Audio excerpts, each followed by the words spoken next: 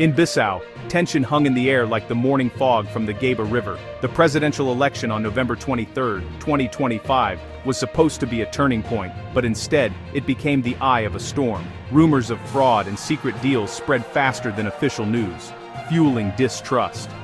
Both President Umaro Sissoco Embalo and his rival, Fernando Dias, declared victory, setting the stage for a dangerous standoff.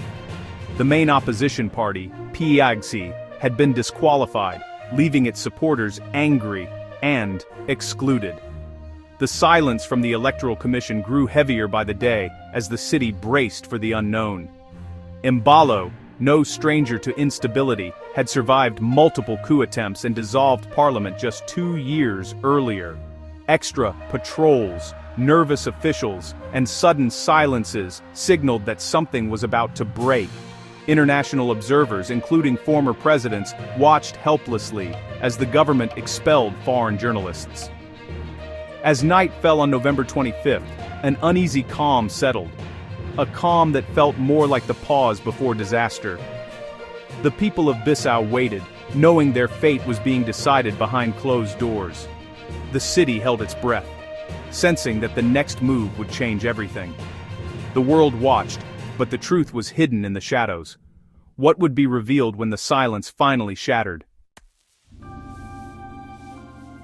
November 26, 2025, dawned with gunfire, not election results. Chaos erupted as shots rang out near the presidential palace, sending people fleeing and the city into panic. Soldiers seized key sites, shutting down the democratic process in a matter of hours. A group calling itself the High Military Command for the Restoration of Order announced a takeover on state radio, suspending the election. Brigadier General Denison Kana, once the president's protector, now led the coup. President Embalo's fate was uncertain until he confirmed by phone that he was under arrest. Alongside him, top officials and rival Fernando Dias were detained, their whereabouts unknown. The military wasted no time installing General Horta Intae as head of a 1-year transitional government.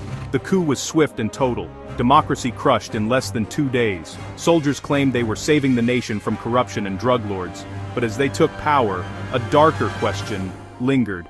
Was this about saving the country, or stopping the real winner from taking office? The hopes of millions vanished, replaced by the cold certainty of military rule. The city, once tense with anticipation, now trembled under the weight of armed men. The world's eyes were on Bissau, but the truth was buried beneath uniforms and fear. In Guinea-Bissau, the gun had spoken louder than the vote. The people's voices were silenced and the future was uncertain. What would come next was anyone's guess. The military junta wasted no time sealing Guinea-Bissau off from the world. Borders closed, ports and airports shut. The country became an island of fear and uncertainty. Families were separated, trade stopped, and international observers found themselves trapped. The junta's message was clear: no one in, no one out. A strict curfew emptied the streets at night, turning the city into a ghost town patrolled by soldiers. The curfew was more than security. It was a tool to crush dissent and keep people isolated. The only news allowed was what the junta approved. The missing election results haunted everyone, fueling rumors and suspicion. The military claimed they acted to prevent fraud, but offered no evidence. Had Embalo lost? Was Dias the real winner? No one knew. The truth was locked away, just like the country itself. Life shrank to anxious days and fearful nights. The people waited, powerless, as the new rulers tightened their grip. The secret of the missing votes became the heart of the crisis. News of the coup sent shockwaves through West Africa. ECOWAS, the regional bloc, responded with swift condemnation, calling the coup an illegal assault on democracy. Guinea-Bissau was suspended from ECOWAS, isolated as a warning to the junta. The bloc demanded the immediate release of President Embalo and other detainees, and a return to constitutional order. Sanctions were threatened, aiming to squeeze the new regime into compliance. ECOWAS announced a mediation mission, determined to open dialogue and pressure the generals. The bloc's credibility was on the line after recent coups in Mali, Burkina Faso, and Niger. Another failure would be a devastating blow to regional stability. The whole of West Africa watched, wondering if ECOWAS still had the power to restore order. Could the regional lion still roar, or had it lost its teeth? The fate of Guinea-Bissau, and the region's democratic future, hung in the balance. The generals faced a choice: defy the world, or step back from the brink. The next move would echo far beyond Bissau. Guinea-Bissau's crisis is rooted in a long history of coups and broken dreams. Since independence in 1974, the country has endured 9 coup attempts and 4 successful overthrows. Democracy has always been fragile, interrupted by violence and military intervention. President Embalo's own rise was marked by contested elections and repeated coup attempts.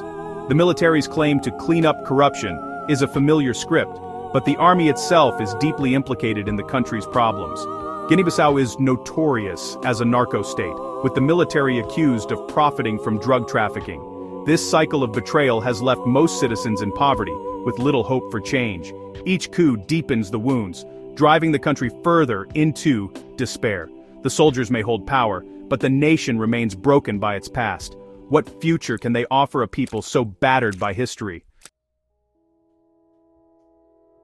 The coup's impact is devastating for ordinary people. Sanctions and isolation threaten to cut off food, medicine, and aid, pushing the country closer to catastrophe. The promise of democracy, however flawed, offered hope. Military rule threatens to extinguish it.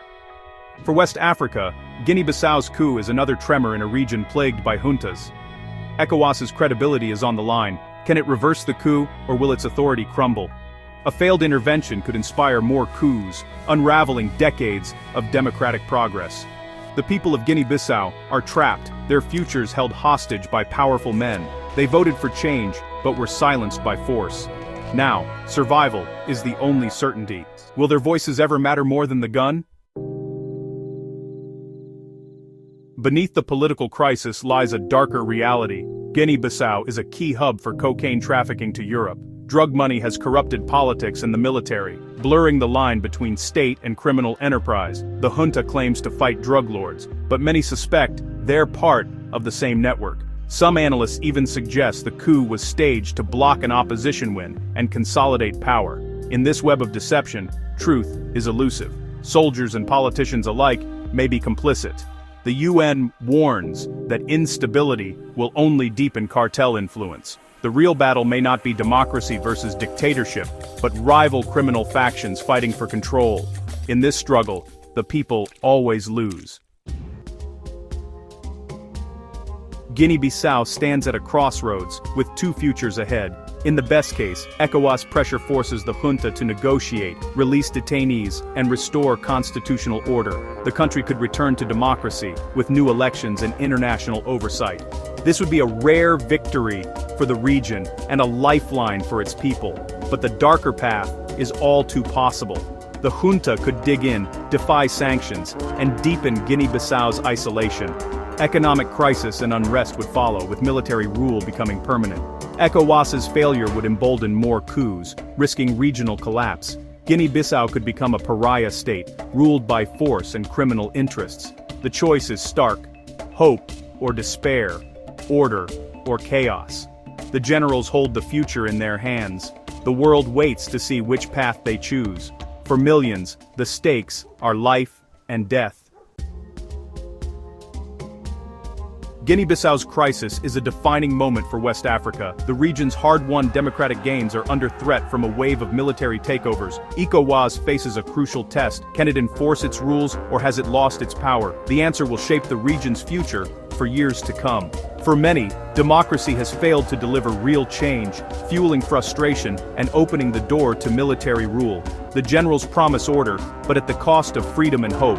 As November 29, 2025 arrives, Guinea-Bissau's fate, and that of West Africa, hangs in the balance. Will the junta yield to pressure, or will military rule become the new normal? The story is far from over. The future of millions depends on what happens next.